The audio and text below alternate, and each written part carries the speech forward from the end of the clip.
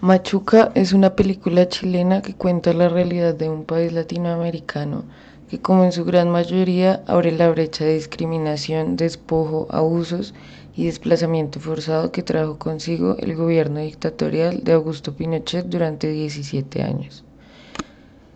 En esta primera escena nos ubica en la realidad de Chile en 1973, desde la inocencia y la realidad de niños de 12 años en una escuela religiosa en Santiago de Chile. Estos estudiantes de clase media alta. Aquí podemos ver un primer paralelo, pues el director de la escuela resulta ser un norteamericano. Si nos detenemos aquí, podemos ver cómo el deseo implícito de que lo norteamericano es mejor empieza con una especie de burla a la realidad chilena de ese momento. Pues sabemos que la intervención de Estados Unidos en diferentes guerras para inhibir el avance del comunismo en medio de conflictos políticos no es secreto para nadie. Y en este caso, de cierta manera, la caída del gobierno de Salvador Allende se encuentra estrechamente vinculada con órdenes directas del presidente estadounidense Richard Nixon de bloquear el gobierno de Allende,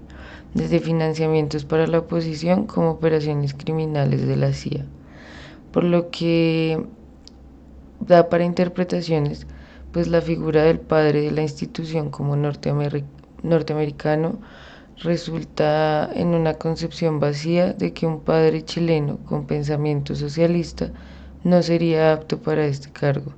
sin importar que luego este padre sea retirado de su puesto por la dictadura, como consuelo de que no se busca enaltecer el sueño americano. Y aquí nuevamente viene la ideología a anular la realidad, pues se vende el falso capitalismo de la ayuda, de sentirse bien ayudando al que lo necesita y así cumplir el placer del sujeto dividido en un sujeto totalmente idealizado. En medio de la discriminación y la burla que generan los niños del instituto, la idea de estudiar con niños que no tienen recursos para ingresar a una escuela, gracias al padre, gracias al deseo, gracias a una ideología profundamente arraigada a los contextos de cada uno, que no permitía una mezcla de diferentes realidades. Deseo vacío que luego vamos a estar viendo con una historia más inocente y novelesca, pues uno de los protagonistas, Gonzalo, busca enaltecer sus placeres queriendo hacer el bien a otros, dentro de la inocencia, reitero nuevamente, pero como una narrativa que viene implícita dentro de toda historia de guerra.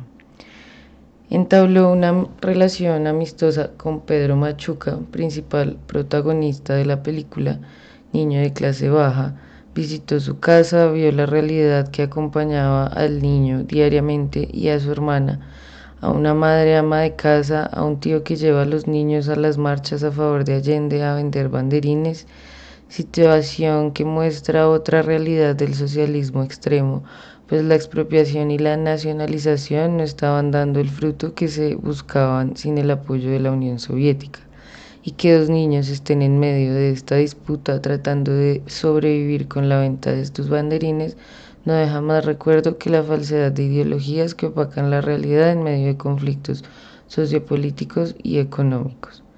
Finalmente, una revolución no llega sola, siempre viene formada por un punto simbólico muerto en el interior, del cual nunca somos conscientes hasta que nos detenemos a ver la realidad. Es una rabia la que empieza a sentir Pedro Machuca al ver cómo su amigo de cierta manera empieza a sentir un placer sexual por su hermana y que aparentemente no lleva ninguna intención consigo. Sin embargo, la posibilidad de enaltecer la conciencia de Gonzalo por medio de la clásica idea del amor imposible o por lo menos no idealizado despierta una inquietud en Pedro que hace que su amistad se fracture. El deseo y la falta, lo que quiere decir, citando a Zizek, la ausencia o el vacío de algo genera más deseo, más placer de querer tener aquello que creo que me hace falta. Cada personaje, de acuerdo con su contexto socioeconómico, va deseando lo que tiene el otro, formando una ideología capitalista de continuar en la búsqueda eterna de la satisfacción o la completa felicidad que vas a sentir según el gran otro, de tener lo que aún no se ha podido tener de acuerdo a su realidad y sus posibles. El totalitarismo se afianza cada vez más con elementos sumados unos a otros que generan estímulos placenteros y así prevalecen socialmente. El amor es la salida más fácil y placentera de mantener un orden social e ideológico, y de cierta manera por eso siempre están vinculados con un catastrófico desenlace, como sucede en esta película.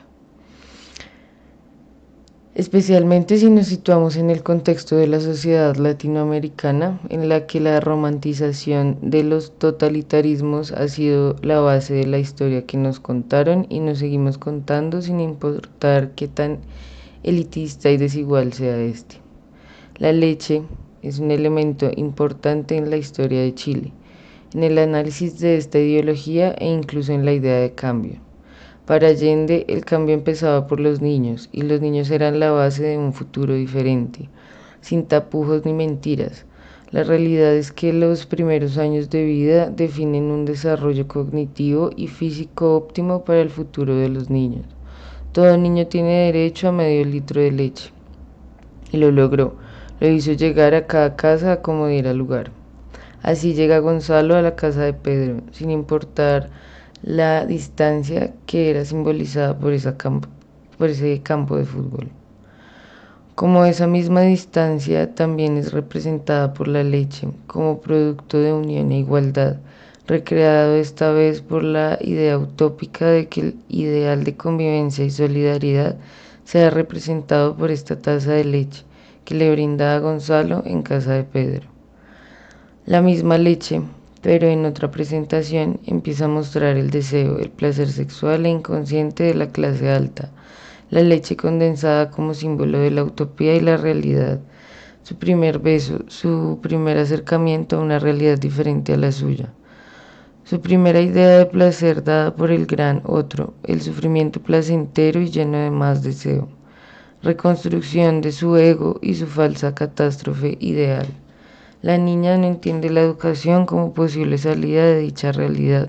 prefiere trabajar y cuidar la casa. O no digamos que prefiere, es el deber que ha de asumir de acuerdo con su edad y su contexto. La niña como representación del fin de las batallas de las que se alimentan las clases dirigentes, de la vulnerabilidad, la vitalidad y la astucia de la clase baja. La leche como medio por el cual las batallas estallan, las mentiras como principio social, como una identificación social que parte de una comunidad,